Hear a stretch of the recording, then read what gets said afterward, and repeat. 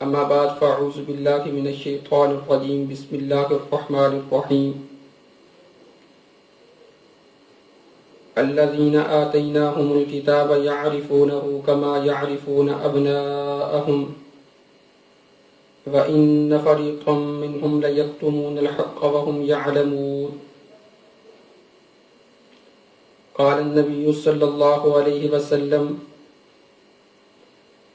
فإن خير الحديث كتاب الله وخير الهدي هدي محمد صلى الله عليه وسلم وشر الأمور محدثاتها وكل محدثة بدعة وكل بدعة ضلالة وكل ضلالة في النار صدق الله مولانا العظيم وصدق رسوله النبي الكريم ونحن على ذلك لمن الشاهدين والشاكرين والحمد لله رب العالمين۔ جیسا کہ آپ حضرات کے علم میں ہے، پچھلی 2 نشستوں میں ہم نے یہ بات عرض کی تھی، برصغیر پاک و ہند کے اندر جن علماء کی وجہ سے اسلام کی شمع روشن ہوئی، تو اسلام دشمنوں نے ہمیشہ یہ کوشش کی ہے کہ برصغیر پاک و ہند کے اندر جن علماء کی وجہ سے اسلام کی شمع روشن ہوئی، ان سے عوام اور امت مسلمہ کو بدظن کیا جائے۔ اس کے لیے انہوں نے مختلف حربے استعمال کیے، اعلی کار تیار کیے، جو ان کے نقش قدم پر چلتے ہوئے انہوں نے سر توڑ کوشش کی کہ ان حضرات کو گستاخ ثابت کیا جائے۔ اسی سلسلے کی ایک کڑی جہلم کے اندر ایک موصوف مرزا محمد علی، جو اپنے لیکچر کے اندر اکثر علماء اور بزرگان دین کے خلاف بدزبانی کرتا ہے، اس نے ایک پمفلٹ لکھا، اندھادھند پیروی کا انجام، اور اپنا ایک لیکچر ریکارڈ کروایا مسئلہ نمبر 71B کے نام سے۔ اس میں اس نے یہ ثابت کرنے کی کوشش کی ہے کہ الیاذ باللہ انڈیا اور پاکستان کے علماء نے نبی اکرم صلی اللہ علیہ وسلم کی شان اقدس میں اور اللہ رب العزت کی شان میں گستاخیاں کی ہیں۔ اس میں اس نے سب سے پہلے مولانا رشید احمد گنگوئی صاحب رحمہ اللہ تعالیٰ کی ایک عبارت پیش کی ہے، جس کو حضرت شیخ زکریا صاحب رحمہ اللہ تعالیٰ نے فضائل صدقات کے صفحہ نمبر 558 پر نقل کیا ہے۔ تو ہم نے یہ پچھلے نشستوں میں یہ بات عرض کی تھی کہ ہم انشاءاللہ تعالیٰ 3 نشستوں میں اس کی وضاحت کریں گے۔ نمبر 1، سب سے پہلے یہ بتلائیں گے کہ یہود یہ کتمان حق کیسے کرتے تھے۔ اللہ رب العزت نے قرآن مقدس میں یہود کی ایک بیماری کا ذکر کیا تھا کہ یہود یہ حق بات کو چھپا لیتے تھے۔ اس پر ہم نے پہلے نشست میں احادیث بھی پیش کی تھی، اور اس میں ہم نے یہ قرآن و حدیث کی روشنی میں یہ مسئلہ آپ کے سامنے رکھا تھا کہ ان کے کاروائی کرنے کا طریقہ کار یا ان کا واردات کرنے کا طریقہ کار کیسے ہوتا تھا۔ قرآن نے اس کو ان الفاظ میں بیان کیا کہ یحرفونہ، وہ اللہ کے کلام میں تبدیلی کر دیتے تھے۔ نمبر 2، فویل للذین یکتبون الکتاب بایدیہم، کہ کتاب میں اپنی طرف سے باتیں ایڈ کرتے تھے۔ نمبر 3، جیسے سیدنا عبداللہ ابن عمر رضی اللہ تعالیٰ عنہ کی حدیث بخاری کے حوالہ سے میں نے آپ کے سامنے پیش کی تھی کہ یہودی نبی اکرم صلی اللہ علیہ وسلم کے پاس وہ پوچھنے کے لیے آئے کہ اگر ایک مرد عورت زنا کر لیں تو اس کا کیا حکم ہے۔ تو نبی اکرم صلی اللہ علیہ وسلم نے پوچھا کہ ما تجدون فی التوراۃ فی شان الرجم، تمہاری تورات میں رجم کے متعلق کیا احکامات ہیں؟ تو وہ صاف چھپا گئے۔ تورات کو سامنے کھولا اور پھر بھی اس جگہ پر ہاتھ رکھ دیا۔ یہ تفصیل کے ساتھ بات عرض کر چکا ہوں۔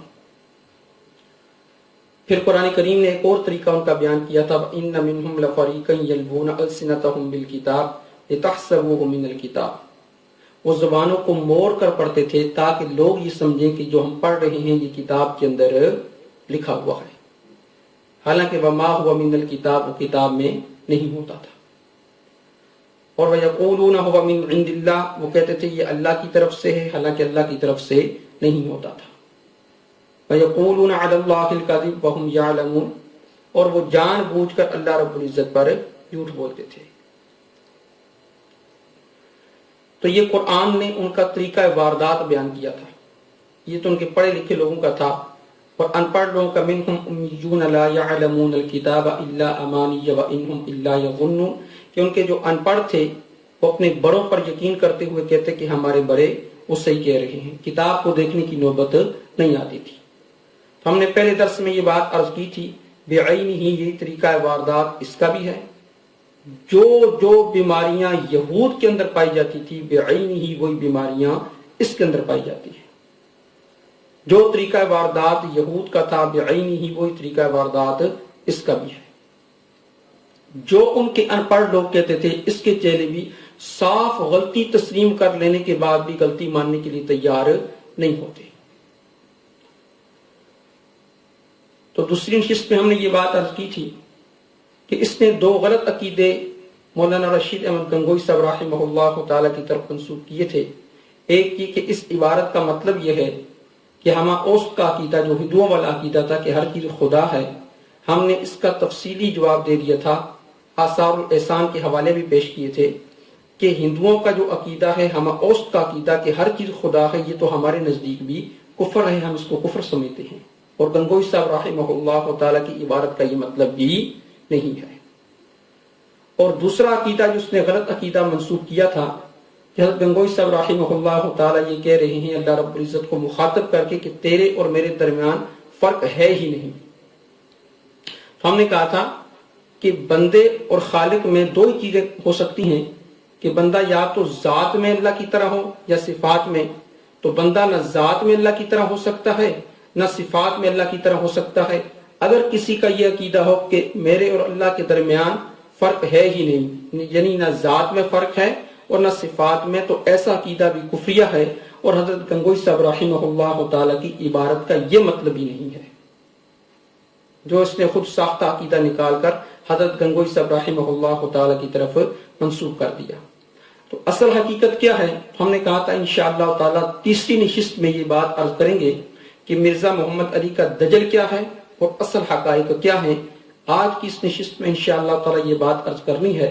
اللہ رب العزت سے دعا یہ ہے کہ اللہ رب العزت مجھے حق بات کہنے کی، آپ کو حق بات سننے کی، ہم سب کو حق بات سمجھنے کی توفیق نصیب فرمائے اور اس پر عمل پیرا ہونے کی توفیق نصیب فرمائے۔ اصل بات تو یہ ہے کہ یہ جناب یہودیوں کی طرح اصل بات ہی چھپا گئے ہیں۔ اصل میں مولانا رشید احمد گنگوئی صاحب رحمہ اللہ تعالی یہ مرید ہیں حاجی امداد اللہ مہاجر مکی صاحب رحمہ اللہ تعالی کے۔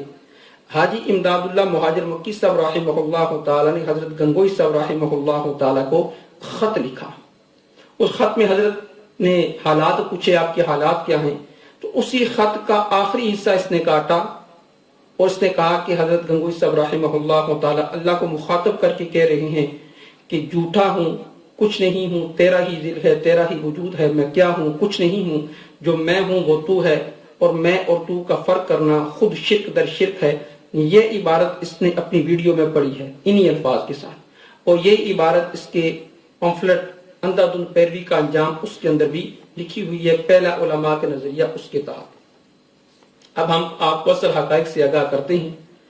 تو یہ اصل ایک خط تھا جس کا ابتدائی حصہ جناب ربڑی سمجھ کے، ربڑی دودھ سمجھ کے غالباً پی گئے ہیں، یا اسے وہ مٹھائی سمجھ کر یا شیرینی سمجھ کر کھا گئے ہیں۔ تو حضرت زکریا صاحب رحمہ اللہ تعالی جو شیخ الحدیث تھے، ان کی یہ کتاب ہے فضائل الصدقات۔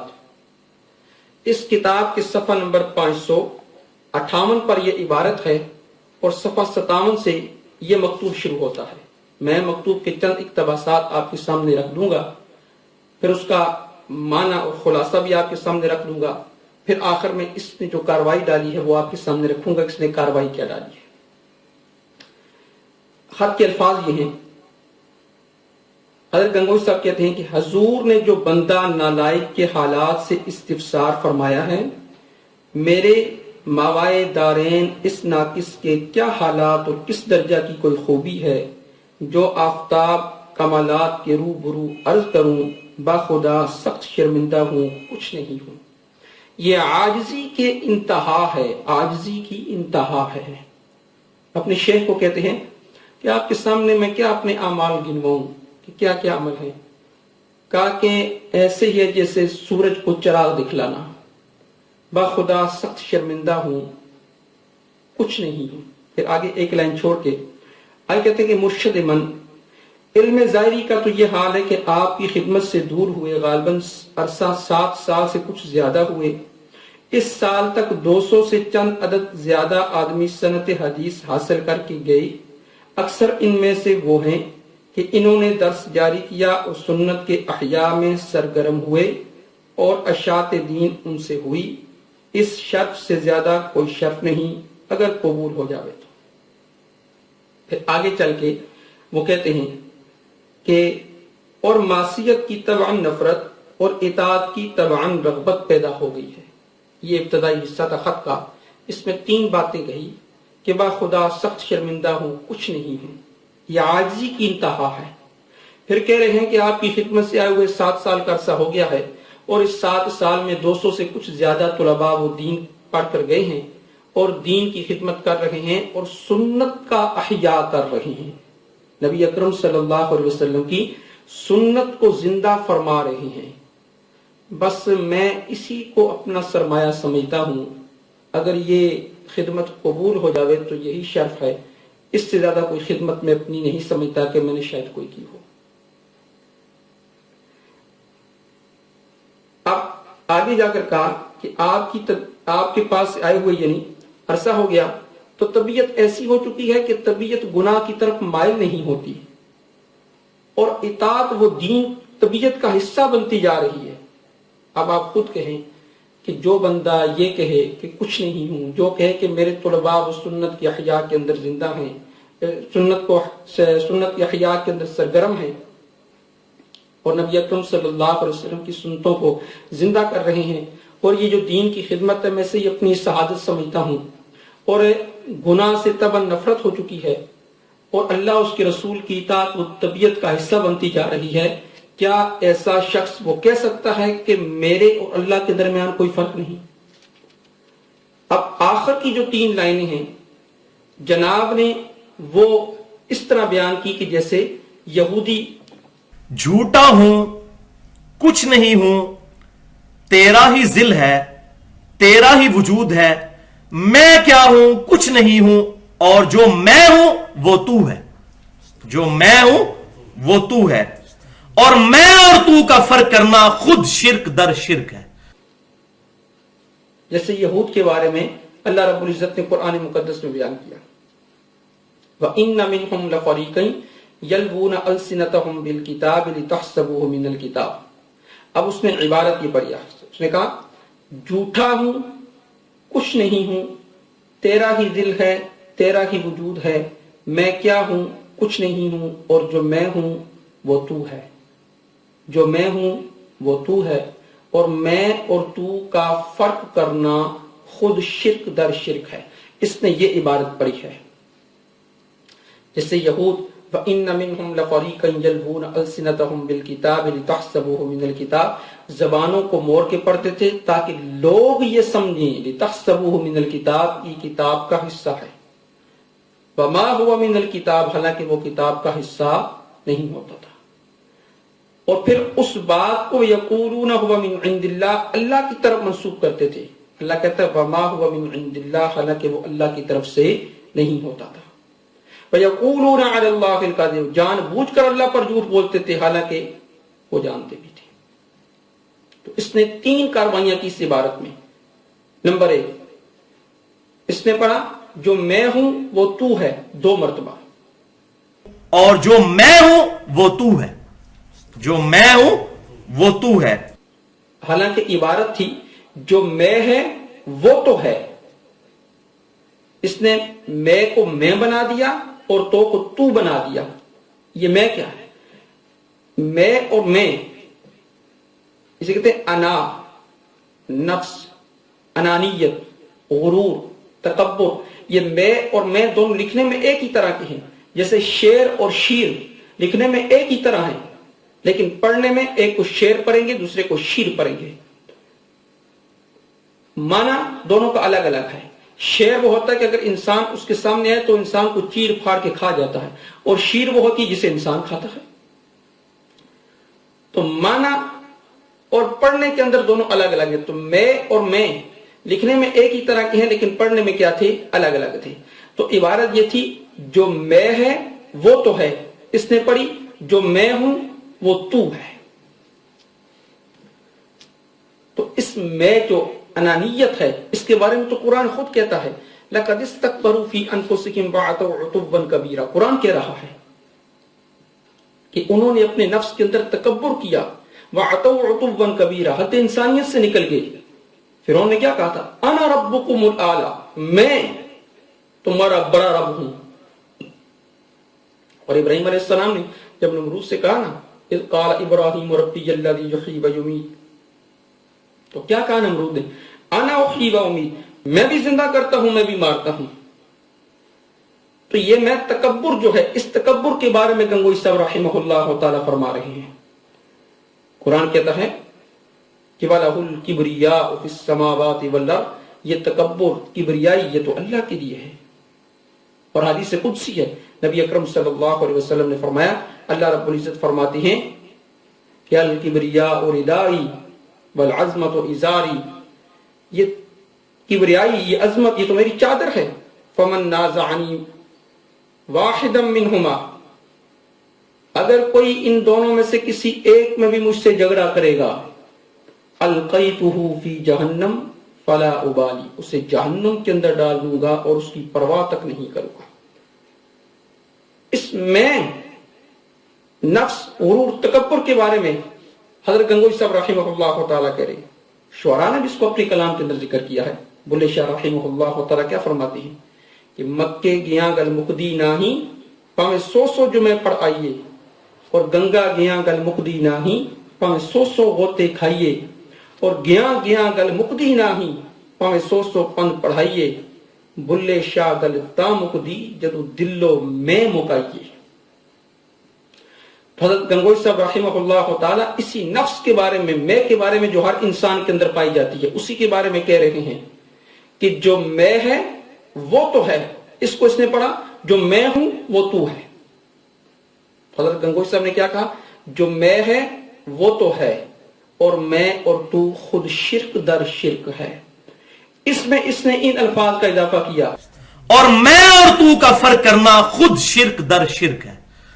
کہ میں اور تو کا فرق کرنا، یہ کا فرق کرنے کے الفاظ نہ اصل کتاب میں ہیں، نہ اس کتاب کے اندر ہیں، نہ دوسری کتابوں میں ہے. میں انشاءاللہ تو اس کی وضاحت آگے چل کے کر دوں گا. حضرت گنگوئی صاحب رحمہ اللہ تعالیٰ کا جو میں ہے وہ تو ہے، اور میں اور تو خود شرک در شرک ہے. کیا مطلب؟ یعنی میں کبر بھی ہو دل میں، اور تو یعنی تیری ذات بھی ہو، یہ تو شرک ہو گیا نا. ایک ہی دل میں کبر بھی پایا جائے، ایک ہی دل میں تیری ذات بھی پائی جائے، یہ تو شرک ہے. کیوں کہ اللہ تو کہتا ہے میری مان، اور میں کیا کہتی ہے؟ میری مان. انسان کے دل میں ہوتی ہے نا، تو میں نہیں جاتا، مجھے اس نے نہیں بلایا، یار میری اتنی بھی حیثیت نہیں ہے. انسان روزمرہ زندگی میں یہ جملے استعمال کرتا ہے، کیا میری اتنی حیثیت نہیں ہے؟ نہیں یار مجھے تو گھاس نہیں جاتا، میں نہیں جاتا.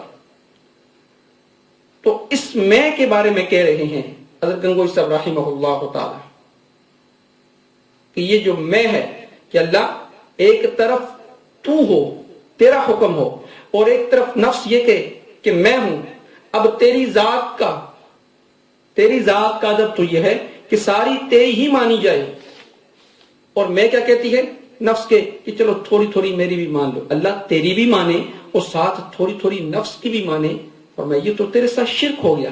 تو ہی تو یہ ہے کہ ساری تیری بات مانی جائے اور نفس کی بات نہ مانی جائے. تو کہا کہ یہ جو میں ہے اور تو یہ خود شرک در شرک ہے. کیا مطلب؟ یعنی میں اور تو کو جمع کرنا یہ شرک ہے. پھر اس پر آگے چل کر حضرت گنگوئی صاحب رحمہ اللہ تعالیٰ فرماتے استغفر اللہ استغفر اللہ استغفر اللہ 3 مرتبہ کہا، یعنی ایسے شرک سے میں پناہ چاہتا ہوں کہ دل میں تکبر بھی ہو اور تو بھی ہو، یہ دونوں جمع ہو، تو میں ایسے شرک سے اللہ پناہ چاہتا ہوں، میں اللہ پناہ چاہتا ہوں، میں اللہ پناہ چاہتا ہوں، 3 مرتبہ کہا۔ پھر آگے کہا لا حول ولا قوت الا باللہ، تیری توفیق کے بغیر تو نہ کوئی نیکی کر سکتا ہے اور نہ تیری توفیق کے بغیر انسان گناہ سے بچ سکتا ہے۔ اور اس نے کیا کاروائی ڈالی؟ اس نے کاروائی یہ ڈالی، اس نے ایک تو میں کو میں بنا دیا، دوسری کاروائی یہ ڈالی تو کو تو بنا دیا، اور جو میں ہوں وہ تو ہے، جو میں ہوں وہ تو ہے۔ تیسری کاروائی اس نے ڈالی کہ میں اور تو، اس کے بعد کا فرق کرنا، ان الفاظ کا اضافہ کیا اپنی ویڈیو میں بھی اور اپنے پمفلٹ میں بھی، میں اور تو کا فرق کرنا، سمجھا؟ میں اور تو خود شرک در شرک ہے، اس نے کیا، اور میں اور تو کا فرق کرنا خود شرک در شرک ہے۔ میں اور تو کا فرق کرنا، یہ الفاظ اضافہ کر دی، پھر اس نے کہا میں اور تو کا فرق کرنا خود شرک ہے۔ پھر اپنی مرضی کا مطلب نکالا کہ گنگوئی صاحب رحمہ اللہ تعالیٰ یہ کہنا چاہ رہے ہیں کہ میرے تیرے درمیان کوئی فرق نہیں ہے، اور الزام یہ دیتا ہے علماء کو کہ علماء یہ حق بات نہیں بتاتے۔ حالانکہ حضرت گنگوئی صاحب رحمہ اللہ تعالیٰ کی عبارت کا مطلب یہ تھا جو میں ہے وہ تو ہے، یعنی میں اور تو، کبر یعنی میں نفس، میں یعنی کبر اور تو یعنی اللہ، یہ ایک دل کے اندر جمع ہو جائے تو یہ شرک ہے۔ اب اس معنی کے بعد بھی کوئی بندہ کہہ سکتا ہے کہ گنگوئی صاحب رحمہ اللہ تعالیٰ نے یہ کہا ہے کہ میرے تیرے درمیان فرق ہے ہی نہیں اور میرے تیرے درمیان فرق کرنا شرک ہے؟ اب گنگوئی صاحب رحمہ اللہ تعالیٰ کی عبارت کا مطلب بالکل واضح ہو گیا کہ اللہ میں یعنی کبر اور تو یعنی تیری ذات، یہ ایک دل کے اندر جمع ہو جائے تو یہ شرک در شرک ہے۔ پھر اس نے اپنا ایک کلپ ریکارڈ کروایا، اس میں اس نے کہا جی کہ انڈیا کے ایک رضوی صاحب ہیں، انہوں نے خیانت کی انتہا کر دی ہے، کہ میرے خلاف ایک لیکچر ریکارڈ کروایا، اس میں بے ایمانی کی انتہا کر دی، اور اس میں ٹکڑے اٹھا اٹھا کر اس طریقے سے چڑھاتے ہیں کہ تاکہ کچھ اور ہی مطلب نکلے۔ ابھی ایک فاروق رضوی صاحب ہیں انڈیا کے اندر، انہوں نے میرے خلاف ایک لیکچر ریکارڈ کروایا اور بے ایمانی کی انتہا کر دی انہوں نے کہ میں نے والدین مصطفیٰ صلی اللہ علیہ وسلم کے ایمان کے کانٹیکسٹ میں حنفیوں اور سلفیوں کا رد کیا۔ انہوں نے بیچ میں سے کلپ اٹھا کے یہ پبلک کو بتانے کی کوشش کی کہ یہ شاید خود جو ہے وہ سلفیوں والا عقیدہ رکھتا ہے ایمان والدین مصطفیٰ صلی اللہ علیہ وسلم کے بارے میں، یا حنفیوں والا ملا علی قاری والا عقیدہ رکھتا ہے، اور اس نے اسی قسم کی بیچ میں سے جعلی ٹکڑے کاٹ کے تو چڑھا کے تو اس نے میرے خلاف ایک ہنگامہ کھڑا کر دیا۔ خیر اسے مجھے فائدہ ہی ہوا، مجھے جب کوئی ای میل کرتا میں کہتا ہوں یہ مسئلہ 98 میرا پورا سن لو، ایمان ابی طالب پہ بھی اور ایمان والدین مصطفیٰ صلی اللہ علیہ وسلم پر صحیح اہل سنت کا عقیدہ کیا ہے وہ میں نے بیان کر دیا۔ تو اس میں سے بھی وہ ٹکڑے ٹکڑے اٹھا کے نا تو اس طریقے سے چڑھاتے ہیں تاکہ کوئی کچھ اور ہی مطلب اس سے کوئی اور ہی رزلٹ نکلے۔ اب آپ خود ایمانداری کے ساتھ بتلائیں کہ الزام یہ دوسروں کو دیتا ہے کہ میرے ٹکڑے کاٹ کاٹ کے اس طریقے سے چڑھاتے ہیں تاکہ کوئی اور ہی مطلب نکلے، تو کیا اس نے بے ایمانی کی انتہا نہیں کی؟ میں کو میں بنا دیا، تو کو تو بنا دیا، اور کا فرق کرنے کے الفاظ پہ اس نے اضافہ کر دیا۔ اس سے بے ایمانی نہیں کہتے تو اور کس سے کہتے ہیں؟ کیا بے ایمانی کے سینگ نکلے ہوتے ہیں؟ تو یہ تو یہود بھی کرتے تھے، وَإِنَّ مِنْهُمْ لَفَرِيقًا يَلْوُونَ أَلْسِنَتَهُمْ بِالْكِتَابِ، وہ زبان کو موڑ کے پڑھتے تھے تاکہ لِتَحْسَبُوهُ مِنَ الْكِتَابِ، تاکہ لوگ یہ سمجھیں یہ کتاب کا حصہ ہے، وَمَا هُوَ مِنَ الْكِتَابِ، حالانکہ وہ کتاب کا حصہ نہیں ہوتا تھا، وَيَقُولُونَ هُوَ مِنْ عِنْدِ اللَّهِ، وہ بھی یہی کہتے تھے یہ اللہ کی طرف سے ہے، جس نے کہا یہ علماء کا عقیدہ ہے کہ میرے تیرے درمیان فرق نہیں، تو وہاں بھی اللہ نے کہا وَمَا هُوَ مِنْ عِنْدِ اللَّهِ، یہ اللہ کی طرف سے نہیں تھا، اور یہاں بھی یہ علماء کا عقیدہ نہیں ہے۔ اور وَيَقُولُونَ عَلَى اللَّهِ الْكَذِبَ، اور وہ اللہ پر جھوٹ باندھتے تھے، اس نے بھی علماء پر جھوٹ باندھا، وَهُمْ يَعْلَمُونَ، وہ بھی جانتے تھے یہ بھی جانتا ہے۔ قدم بقدم یہود کے نقش قدم پر، مرزا صاحب قدم بقدم یہود کے نقش قدم پر پھر اپنے ہی کلپ میں اس نے ایک حدیث ریکارڈ کروائی. اس نے کہا جی کہ حدیث میں آتا ہے کہ نبی اکرم صلی اللہ علیہ وسلم انہوں نے کہا بہترین زمانہ وہ 3 زمانے ہیں. کون؟ صحابہ کا، تابعین کا، تبع تابعین کا. صحیح بخاری اور صحیح مسلم کی متفق علیہ حدیث ہے جو تمام دنیا کی حدیث کی کتابوں میں موجود ہے کہ آپ صلی اللہ علیہ وسلم نے فرمایا سب سے بہتر زمانہ میرا ہے، اس کے بعد ان کا جو مجھے دیکھنے والے ہیں یعنی صحابہ کرام علیہم رضوان، اس کے بعد ان کا جو ان کو دیکھیں، اس کے بعد ان کا جو ان کو دیکھیں یعنی صحابہ، تابعین اور تبع تابعین. یہ 3 قرن کہتے ہیں عربی میں زمانے کو. یہ 3 خیر القرون ہیں، 3 بہترین زمانے ہیں. ان کو آپ صلی اللہ علیہ وسلم نے کہا کہ یہ سب سے بہترین زمانے ہیں. اور پھر آپ صلی اللہ علیہ وسلم نے فرمایا اس کے بعد کیا ہوگا؟ وہ ہو گیا ہوا ہے، جھوٹے لوگ پیدا ہوں گے. نمبر 1. نمبر 2، امانت میں خیانت کرنے والے لوگ. تیسرا فرمایا کہ جھوٹی گواہیاں دیں گے وہ لوگ، جھوٹی گواہیاں دیں گے. اور چوتھی چیز یہ مجھے سمجھ نہیں آتی تھی، اب سمجھ آئی ہے. آپ صلی اللہ علیہ وسلم فرمایا کہ چوتھی چیز 300 سال کے بعد یعنی 3 قرن کے بعد آئے گی کہ لوگ موٹے ہوں گے اور موٹاپے کو پسند کریں گے. اس نے کہا اس کے بعد ایسا ہوگا، اور وہ ہو گیا. کیا ہوگا؟ نمبر 1 اس نے کہا جھوٹے لوگ پیدا ہوں گے. تو بھائی اس سے بڑھ کر جھوٹے لوگ کون سے پیدا ہوں گے؟ جو علماء کی عبارتوں کو توڑ موڑ کر پڑھتے ہیں، ان سے غلط مطلب اخذ کرتے ہیں، پھر وہ غلط عقیدہ علماء کی طرف منسوخ کرتے ہیں. اس سے بڑھ کے جھوٹے لوگ کون سے پیدا ہوں گے؟ پھر اس نے کہا نمبر 2 ایسے لوگ پیدا ہوں گے جو ایمانت میں خیانت کریں گے. تو اس سے بڑھ کر خیانت کرنے والا اور کون ہوگا؟ اس نے علماء کی عبارت کے اندر الفاظ کو ایڈ کر کے، مثلا نمبر 71B میں بھی الفاظ ایڈ کیے اور اپنے پمفلٹ کے اندر بھی الفاظ ایڈ کیے، پھر اس سے غلط مطلب نکال کر علماء کی طرف منسوخ کر دیا. تو اس سے بڑھ کر ایمانت میں خیانت کون سی ہوگی؟ اس لیے نبی اکرم صلی اللہ علیہ وسلم نے فرمایا آیت المنافق ثلاث اذا حدث کذب واذا وعد اخلف واذا اؤتمن خان. جب اس کے پاس ایمانت رکھوائی جاتی ہے تو خیانت کرتا ہے، جب بھی بولتا ہے جھوٹ بولتا ہے. اس نے جھوٹ بولا ہے.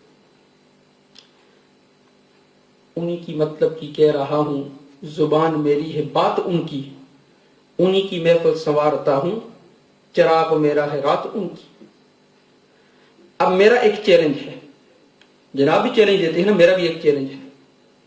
اگر جو عبارت اس نے پڑھی ہے، جو میں ہوں وہ تو ہے، اور میں اور تو کا فرق کرنا، یہ 3 الفاظ اس کتاب میں سے، فضائل صدقات میں سے مجھے دکھلا دے تو 3 کام کروں گا. نمبر 1 ساری زندگی اس کے جوتے سیدھے کروں گا. نمبر 2 1000 روپیہ انعام بھی دوں گا اپنے رزق حلال میں سے. نمبر 3 اعلانیہ توبہ اور رجوع بھی کروں گا، لیکن شرط یہ ہے کہ یہ قرآن پر ہاتھ رکھے، قرآن پر ہاتھ رکھ کر کہے گی کہ کا فرق کرنے کے الفاظ کتاب کے اندر ہیں، اور اس کتاب کا سکین یہ لگا دے اپنی ویڈیو میں. ہم انشاءاللہ اپنی ویڈیو میں اس کا سکین لگا دیں گے. لیکن رب کعبہ کی قسم کھا کر کہتا ہوں کہ نہ یہ سکین لگائے گا اور نہ یہ رجوع کرے گا اور نہ اس کا جواب دے گا. اگر کوئی دلیل ہے تو لے کر آؤ، ورنہ یہود کی طرح کتمان حق نہ کرو. فَأْتُوا بُرْهَانَكُمْ إِن كُنتُمْ صَادِقِينَ. آخری بات، ایک اعتراض بنتا ہے اس عبارت پر جو اس کا بھی حق تھا اور آپ لوگوں کا بھی حق ہے. آپ کو بھی وہ اعتراض کرنے کا حق ہے اور اس کو بھی تھا، لیکن اس نے بھی نہیں کیا، آپ نے بھی نہیں کیا. میں کرتا ہوں اس اعتراض کو. وہ اعتراض کیا ہے کہ اسی کتاب کے صفحہ نمبر 558 پر جو ہے اس کی جگہ ہوں لکھا ہوا ہے. میں کے بعد جو میں ہے ہونا چاہیے تھا اس کی جگہ ہوں لکھا ہوا ہے. بس ایک ہوں جو لفظ ہے، بس ہے کی جگہ ہوں لکھ دیا، اور کافی عرصہ تک اس کو ٹھیک نہیں کیا. یہ اعتراض بنتا ہے کہ جی ہوں کیوں ہے اور کافی عرصہ تک اس کو ٹھیک نہیں کیا. یہ 2 باتیں آپ کو پوچھنے کا حق ہے، اس کو نہیں. یہ بھی پوچھے بے شک، اور اس کے ساتھ آپ لوگوں کو بھی پوچھنے کا حق ہے. میں اپنے درست کے اندر اکثر کہا کرتا ہوں کہ بھائی بات یہ ہے کہ میں حق بات چھپاؤں گا نہیں. حق بات چھپانے کا کیا فائدہ؟ انسان کی قبر میں جا کر انسان کے اپنے اعمال ہی کافی ہیں. تو یہ اعتراض اس نے نہیں کیا لیکن میں کرتا ہوں، اس کا جواب بھی دوں گا. بھائی یہ کتابت کی غلطی ہے، اور کتابت والوں سے، کمپوزنگ والوں سے اکثر ایسی غلطیاں ہو جاتی ہیں. اس پر میں 3 مثالیں عرض کرتا ہوں. یہ میرے سامنے ایک کتاب ہے، کتاب کا نام ہے شیخ الاسلام ابن تیمیہ. یہ کتاب ہے، یہ کتاب چھپی ہے مکتبہ السلفیہ شیش مال روڈ لاہور سے، اور اس کتاب کی پہلی مرتبہ طباعت ہوئی ہے 1961 جولائی میں، اور دوسری مرتبہ اس کی طباعت ہوئی ہے 1971 مئی کے اندر. یعنی گویا کہ اس کی طباعت کو 46 سال کا طویل عرصہ ہو چکا ہے. اس کے تصدیر میں ابو طیب محمد عطا اللہ حنیف صاحب ہیں، انہوں نے 15 صفحات کی تصدیر لکھی ہے، اور اس کے صفحہ نمبر 2 پر آیت لکھی ہے یرفع اللہ الذین آمنوا والذین اوتوا العلم درجات. حالانکہ اس آیت میں منکم کے الفاظ بھی تھے، منکم کے الفاظ انہوں نے نقل نہیں کیے. ابھی تک 46 سال کا عرصہ گزرنے کے بعد بھی یہ آیت اسی طرح چلتی آ رہی ہے، یرفع اللہ الذین آمنوا والذین اوتوا العلم درجات. آج تک کسی نے اس کو درست نہیں کیا اس کتاب کے اندر. اس کا بھی ہم سکین لگا دیں گے. نمبر 2، اسی طرح ایک کتاب ہے تحفہ حنفیہ ہے. تحفہ حنفیہ اس کا سامنے والا صفحہ تو شہید ہو چکا ہے، میں یہ سائٹ کا صفحہ کر دیتا ہوں تاکہ پتہ چل جائے. اس کا بھی سکین لگا دیں گے. اس کے صفحہ نمبر 242 پر یہ لکھا ہوا ہے کان الناس امہ. آگے الفاظ ہونے چاہیے تھے کان الناس امۃ واحدہ، انہوں نے لکھ دیا ہے اخرجت للناس. اخرجت للناس کان الناس امۃ اخرجت للناس کے الفاظ قرآن میں اس طرح نہیں ہیں. آیت ایسے کہ کان الناس امۃ واحدہ. پھر اسی طرح اس کتاب کے صفحہ نمبر 248 پر ایک آیت لکھی ہے کہ یا اہل الانجیل. حالانکہ آیت ہے کہ وَلْيَحْكُمْ أَهْلُ الْإِنْجِيلِ، وَلْيَحْكُمْ أَهْلُ الْإِنْجِيلِ، یہ آیت ہے. انہوں نے لکھی یا اہل الانجیل. یہ 2 غلطیاں اس کتاب کے اندر پائی جاتی ہیں. اسی طرح ایک کتاب ہے تاریخ ابن خلدون.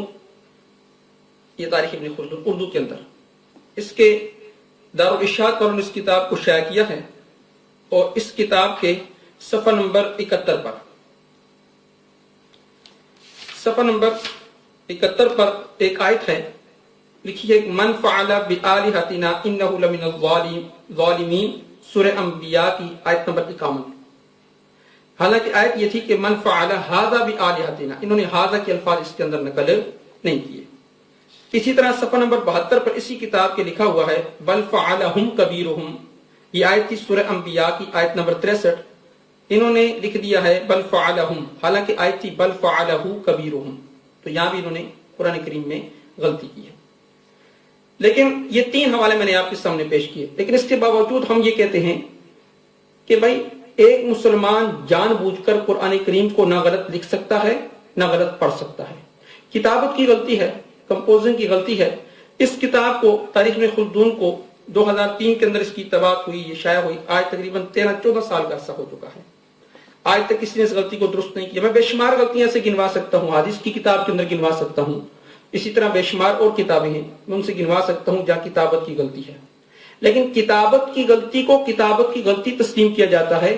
ہم اس میں ظن رکھتے ہیں کہ مسلمان جان بوجھ کر قرآن کریم کو غلط نہ لکھ سکتا ہے نہ پڑھ سکتا ہے. یہ کتابت کی غلطی ہے، کسی کا دھیان نہیں گیا، تو دھیان نہ جانے کی وجہ سے آج تک وہ درست نہیں ہوئی.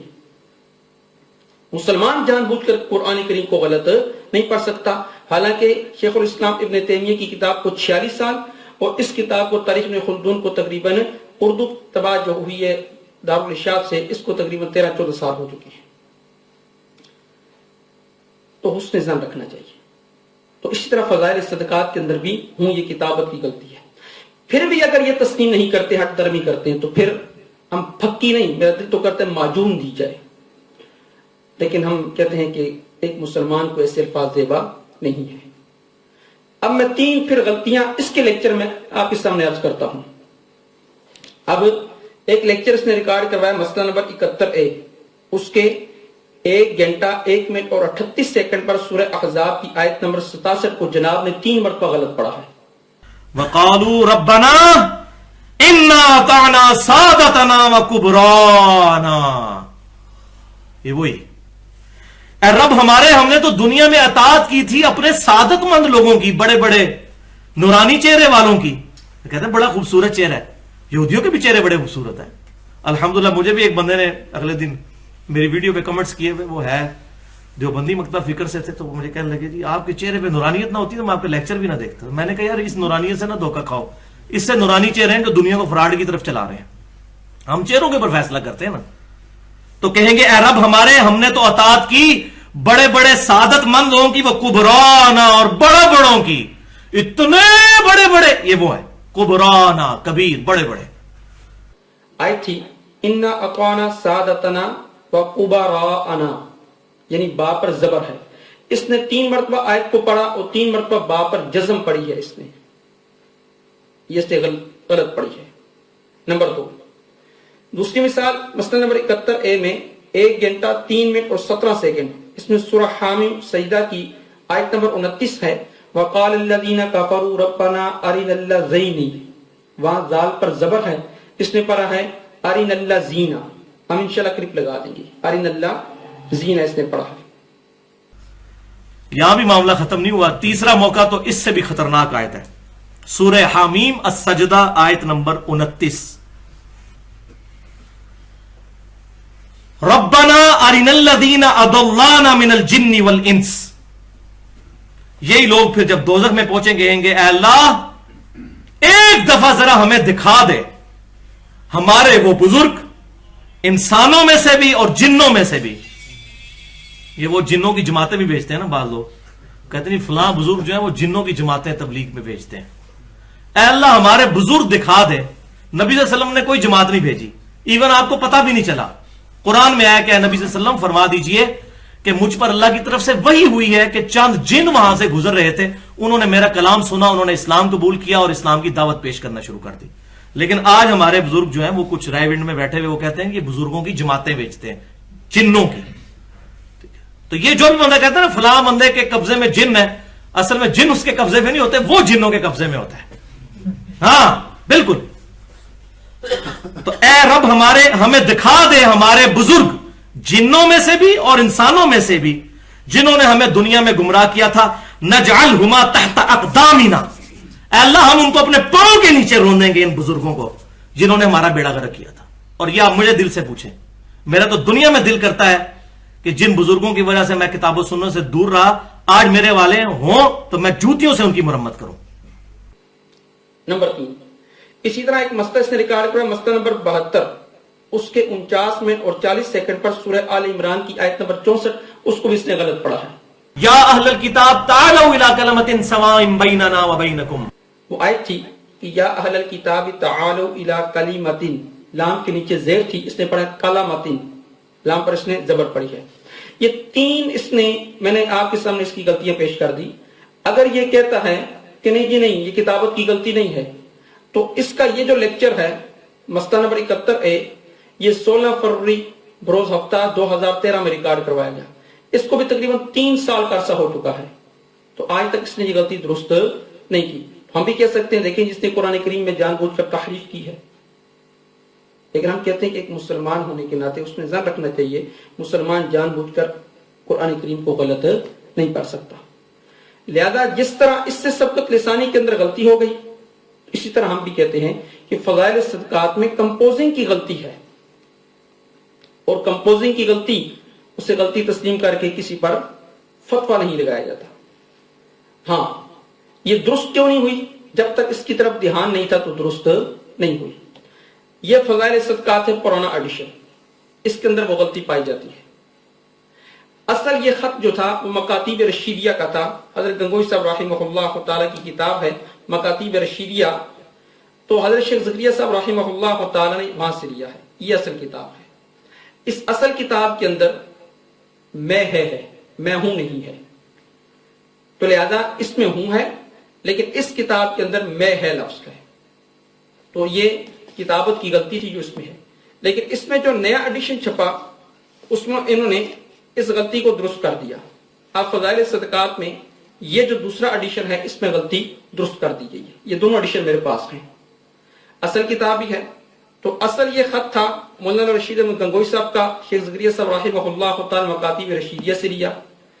تو اس میں ہوں کی غلطی ہے، مکاتیب رشیدیہ میں وہ درست ہے، اور فضائل صدقات کا جو نیا ایڈیشن ہے اس میں بھی وہ غلطی درست کر دی گئی ہے. لہذا فلا اعتراض، اب اعتراض وارد نہیں ہونا چاہیے. اب اصل پہلے ایڈیشن میں عبارت تھی میں ہوں وہ تو ہے. اصل کیا تھی؟ جو میں ہوں تھا. پھر اصل کتاب مکاتیب رشیدیہ میں عبارت ہے جو میں ہے وہ تو ہے. اور تیسری میں جو ہے کی غلطی تھی وہ درست کر دی گئی کہ جو میں ہے وہ تو ہے. اب اس کے بعد کوئی اعتراض باقی نہیں رہتا، نہ کوئی گنجائش باقی رہتی ہے. اب آخری چند باتیں. جناب مرزا صاحب کی گنجائش تو ختم ہو گئی. اب میں 3 باتیں انہی کی زبان میں ان سے عرض کروں گا. پہلی بات، انہوں نے اپنے ایک لیکچر کے اندر کہا تھا کہ شیطان بھی حق بات کہے تو اس کو تسلیم کر لینا چاہیے، کیونکہ حق بات کسی کی بھی ہو اس کو ماننا میرے نبی کی سنت ہے. تیسرا اصولی جواب کہ حق بات کوئی بھی کہے اس کی تصدیق کرنا یہ ہمارے پروفٹ کی سنت ہے صلی اللہ علیہ وسلم، چاہے وہ بات کرنے والا شیطان ہی کیوں نہ ہو. شیطان سے بڑا تو ٹائٹل کسی کو نہیں دیا جا سکتا، نہ مجھے نہ کسی ایسے دائی کو جو حق بات لوگوں تک پہنچا رہا ہو. ہم نے حق بات آپ کے سامنے رکھ دی. آپ نبی کی سنت پر عمل کرتے ہوئے حق بات کو تسلیم کریں اور اس سے رجوع کریں. نمبر 2، اپنے لیکچر کے اندر انہوں نے ایک چیلنج دیا تھا، میں ان کے الفاظ آپ کو دہرا دیتا ہوں. میری طرف سے عاجزانہ، فخریہ نہیں عاجزانہ چیلنج ہے. تمام علماء کو 5 جملوں کی شکل میں اگر میں کوئی علمی خیانت کروں تو وہ پوائنٹ آؤٹ کریں، تو میں انشاءاللہ ویڈیو پر اعلانیہ رجوع کروں گا اور توبہ بھی ریکارڈ کرواؤں گا. یہ ان کے الفاظ ہیں. بھائیو، ان گستاخانہ عبارات کے تحقیقی جائزے سے پہلے میری طرف سے یہ عاجزانہ، فخریہ طور پر نہیں، عاجزانہ چیلنج ہے تمام علماء کے لیے 5 جملوں کی شکل میں کہ اگر میں نے کوئی علمی خیانت کی ہو تو وہ پوائنٹ آؤٹ کریں، میں انشاءاللہ ویڈیو پر اعلانیہ رجوع کروں گا اور توبہ بھی اپنی ریکارڈ کرواؤں گا. پھر 5واں کلپ پانچواں پوائنٹ انہوں نے یہ بیان کیا، یہ بھی چیلنج دیتا ہوں اگر کسی مکتبہ فکر کی کتاب کی کوئی عبارت آؤٹ آف کنٹیکسٹ پیش کروں، سیاق و سباق سے ہٹا کر، ان کے کہنے کا مطلب کچھ اور تھا اور میں نے جان بوجھ کر اپنا لقمہ اس کے منہ میں ڈالا ہو، تو میں اعلانیہ توبہ اور رجوع کرنے کے لیے تیار ہوں. تو یہاں انہوں نے کہا جی میں آؤٹ آف کنٹیکسٹ کوئی عبارت پیش کروں، ان کے کہنے کا مطلب کچھ اور تھا اور میرے کہنے کا مطلب کچھ اور ہے، تو اگر ایسی بات ظاہر ہو جائے، کوئی میری علمی غلطی ظاہر کرے، تو میں انشاءاللہ اعلانیہ رجوع کروں گا.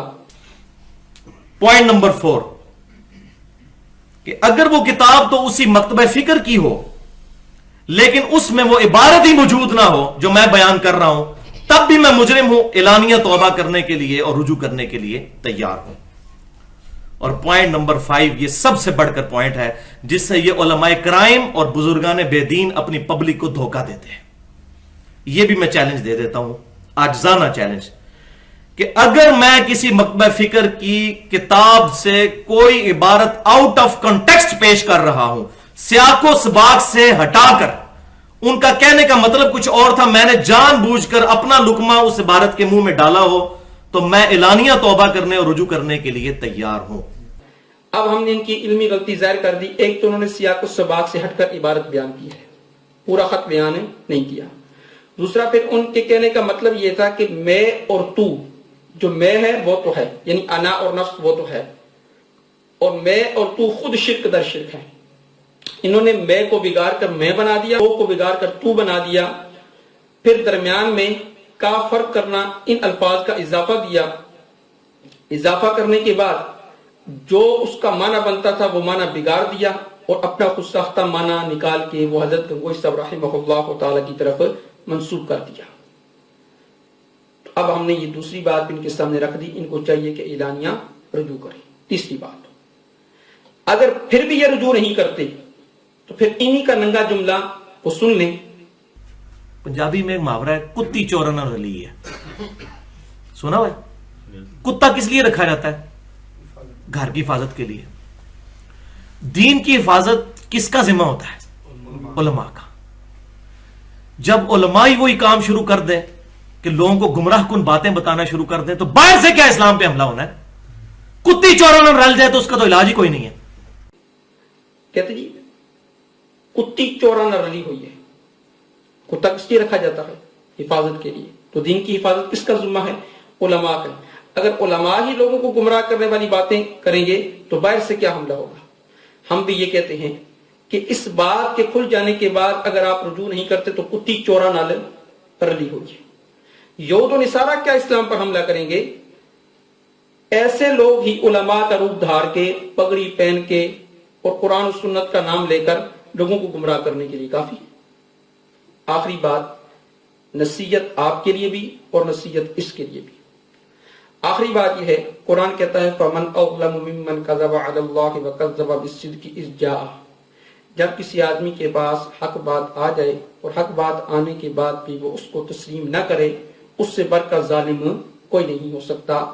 اللہ سے دعا یہ ہے کہ حق کے آ جانے کے بعد حق بات کو تسلیم کرنے کی توفیق نصیب فرمائے اور ہمیں ظالم بننے سے بچائے اور اپنے ایمان کی حفاظت کرنے کی توفیق نصیب فرمائے.